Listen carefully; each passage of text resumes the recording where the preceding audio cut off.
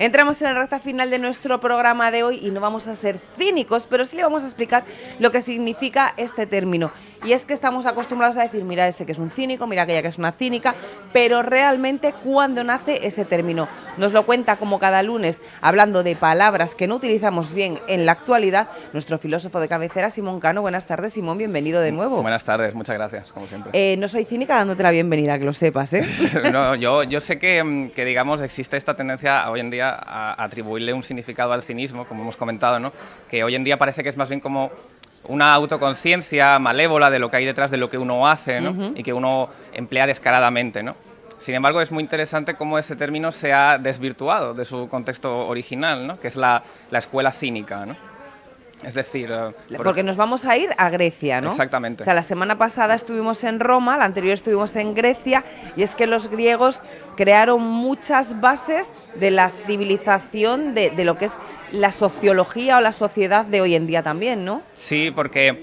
Fíjate que hay muchos... ¿Cómo lo diríamos? ¿Antropología, que va a ser tu charla de la que luego hablaremos? Es verdad. Yo diría que hay un fundamento cognoscitivo y epistemológico, es decir, del conocimiento. Nosotros, nuestra manera de entender el mundo pasa por el filtro de sus conceptos, es decir, de alguna manera, vamos a decir, no vamos a decir inconsciente, pero sí nos han legado una manera de ver el mundo que hasta hoy presenta las consecuencias de este arrastre, ¿no? Entonces, el cinismo es justamente una de estas escuelas que, como venimos viendo junto al estoicismo o el epicureísmo, es una de las más influyentes, ¿no? Del epicureísmo no hemos hablado todavía, ¿no? No, hemos hablado un poco de Epicuro, ¿no? de su placer calculado, ¿no? Pero no hemos llegado a abordarla, ¿no?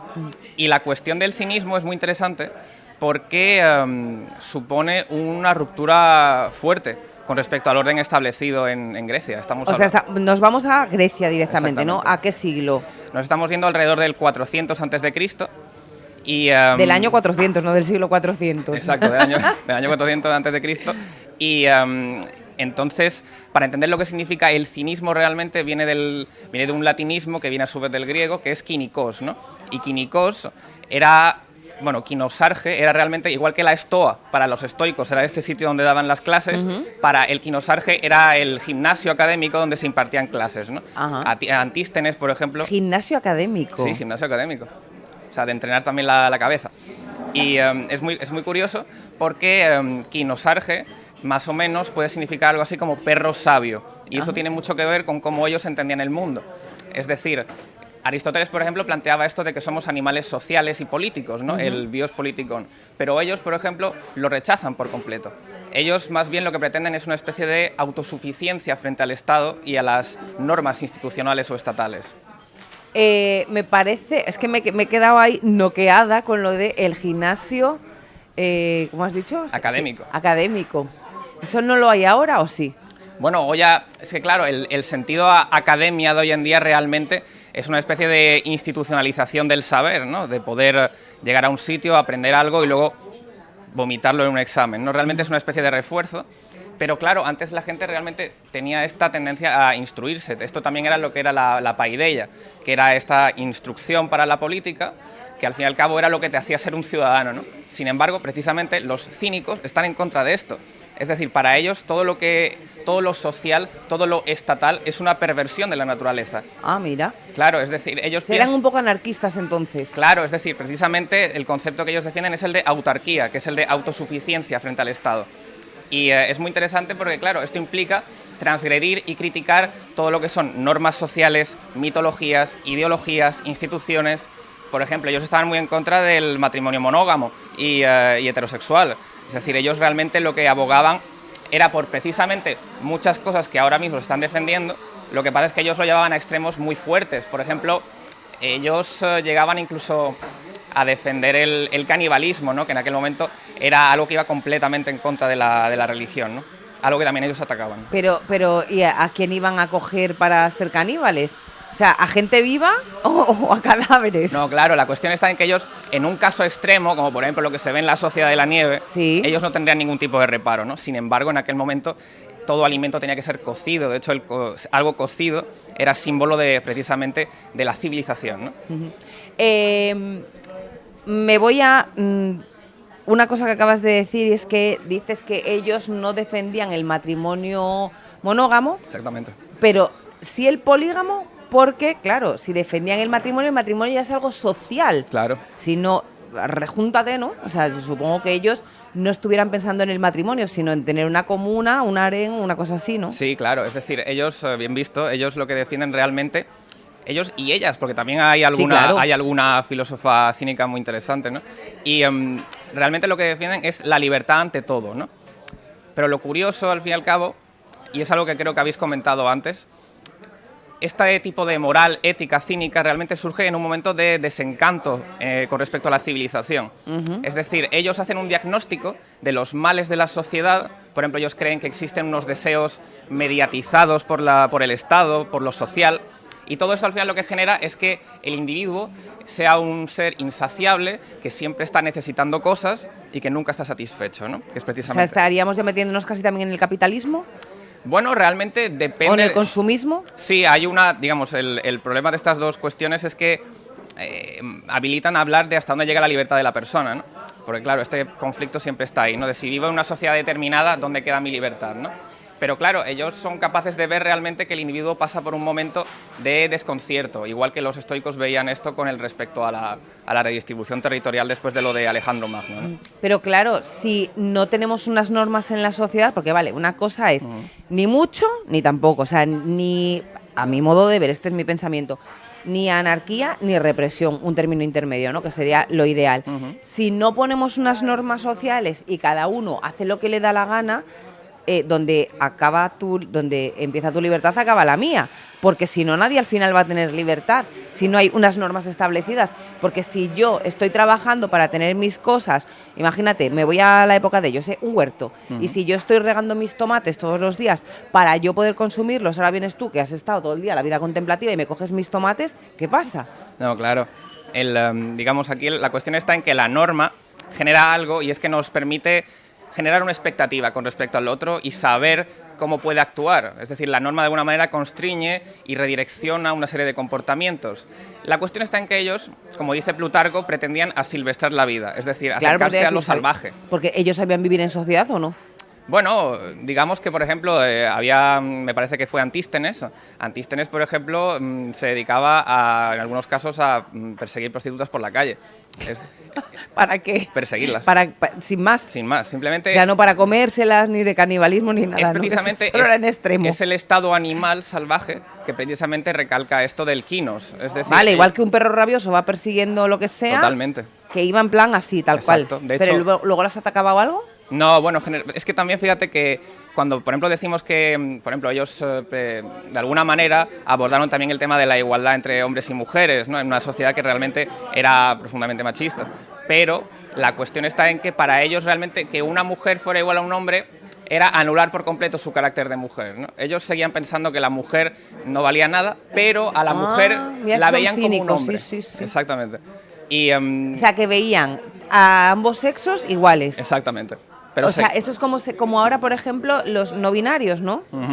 Digamos, es que fíjate... Son los predecesores de los no binarios. Sí, bueno, es que se podría rastrear, De hecho, ellos abogaron también por una igualdad dentro de lo que son las relaciones homosexuales. Y lo que pasa es que había algunos momentos también, pues por ejemplo, que ellos... Claro, pero ¿por qué homosexuales? Porque si no consideraban ni que era hombre ni que era mujer...